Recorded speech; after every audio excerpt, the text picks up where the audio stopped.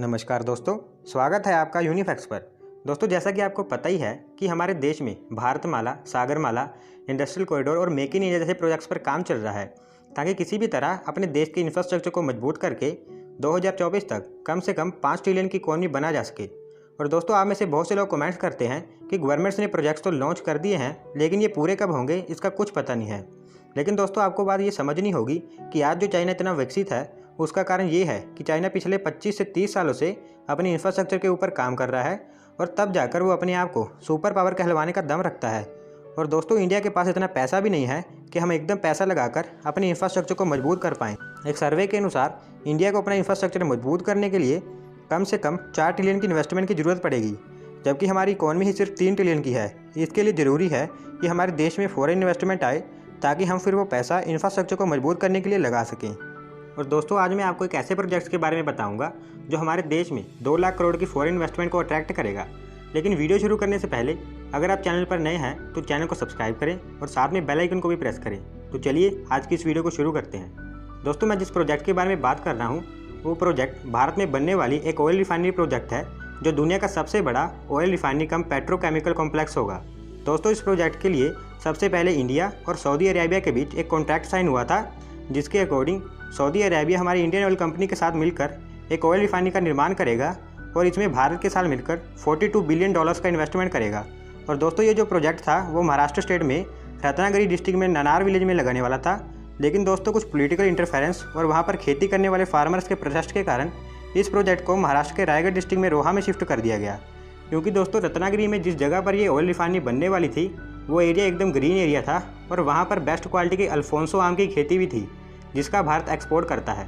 तो दोस्तों, जैसा कि आपको पता ही है कि इन ऑयल रिफाइनरीज में रिफाइनिंग के दौरान बहुत तरह की खतरनाक गैसेस निकलती हैं जो खेती को बर्बाद करने के साथ साथ हमारी सेहत पर भी बुरा असर डालती हैं।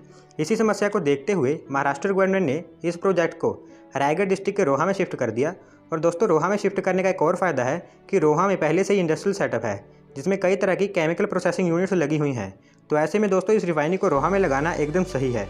और दोस्तों, जैसा कि मैंने आपको बताया कि इस प्रोजेक्ट में पहले $42 बिलियन की इन्वेस्टमेंट का इनिशियल प्लान था, लेकिन दोस्तों इस प्रोजेक्ट में और कंपनीज जुड़ती गई और इस प्रोजेक्ट की टोटल इन्वेस्टमेंट $70 बिलियन तक पहुंच गई। इस प्रोजेक्ट में सऊदी अरेबिया की सऊदी अरामको, यूएई की Abu Dhabi national oil company, Bharat की Indian oil corporation, Bharat petroleum corporation और हिंदुस्तान पेट्रोलियम कॉरपोरेशन के साथ मिलकर $70 बिलियन यानी कि 4 लाख करोड़ की इन्वेस्टमेंट करेंगी, जिसमें 50% शेयर इंडियन कंपनीज का होगा और 50% शेयर फॉरेन कंपनीज का होगा।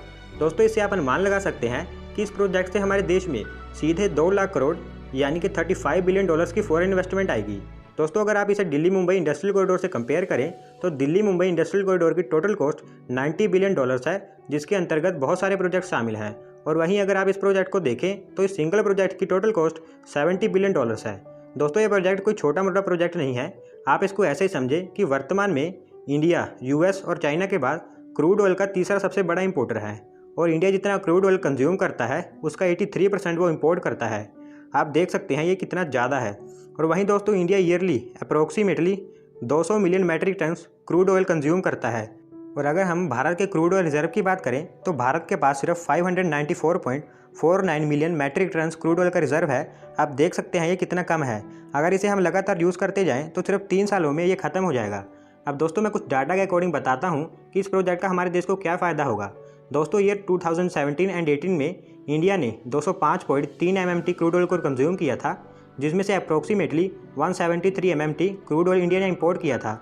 और वहीं अगर ये प्रोजेक्ट कंप्लीट हो जाता है तो इससे per year 60 million metric tonne crude oil को रिफाइन किया जा सकेगा, जिससे हमारे देश में होने वाले क्रूड ऑयल का इंपोर्ट 83% से घटकर 67% हो जाएगा। और दोस्तों, जैसा कि आपको पता ही है कि क्रूड ऑयल का इस्तेमाल पेट्रोल, डीजल, केरोसिन, टार, फ्यूल जैसे पेट्रोकेमिकल्स का उत्पादन करने के लिए किया जाता है। और दोस्तों, हमारे देश में पेट्रोकेमिकल्स की डिमांड 8 से 9% पर ईयर के ग्रोथ रेट के साथ बढ़ रही है। अगर 2017-18 के आंकड़ों के मुताबिक देखें तो इंडिया ने क्रूड ऑयल से 35.2 मिलियन टन्स पेट्रोकेमिकल्स का उत्पादन किया था और वहीं 45% पेट्रोकेमिकल्स का इंपोर्ट किया था। और दोस्तों, अगर ये प्रोजेक्ट कंप्लीट हो जाता है तो इस रिफाइनरी से per year 18 million turns petrochemicals का उत्पादन किया जाएगा। आप देख सकते हैं कि अगर ये प्रोजेक्ट कंप्लीट हो जाता है तो भारत के पेट्रोकेमिकल्स का इंपोर्ट 45% से घटकर 20 से 25% तक रह जाएगा। इसके अलावा दोस्तों इस प्रोजेक्ट के कंस्ट्रक्शन फेज में 1.5 लाख लोगों को जॉब्स मिलेंगी और वहीं इस प्रोजेक्ट कंप्लीट होने के बाद 15 से 20 हज़ार लोगों को डायरेक्ट एम्प्लॉयमेंट मिलेगी। दोस्तों ये सिंगल रिफाइनरी प्रोजेक्ट इंडिया के लिए इतना बेनिफिशियल है कि इस प्रोजेक्ट के कंप्लीट होने के बाद ये प्रोजेक्ट इंडिया की जीडीपी में 1.5 से 2% तक कंट्रीब्यूट करेगा और वहीं महाराष्ट्र स्टेट की जीडीपी में 10% तक कंट्रीब्यूट करेगा।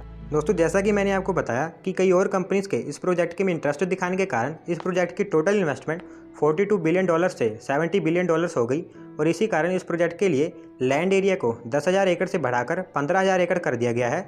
और दोस्तों इस रिफाइनरी कम पेट्रोकेमिकल कॉम्प्लेक्स को बेहद आधुनिक तरीके से बनाया जाएगा, जिसमें एयर पोल्यूशन की समस्या को कम करने के लिए इस रिफाइनरी में से निकलने वाली गैसों को रिफाइनर्स की मदद से रिफाइन करके छोड़ा जाएगा और किसी भी तरह की लीकेज जैसी मुसीबतों से बचने के लिए क्रूड ऑयल को अंडर वाटर पाइपलाइन से रिफाइनरी स्टोर में भेजा जाएगा।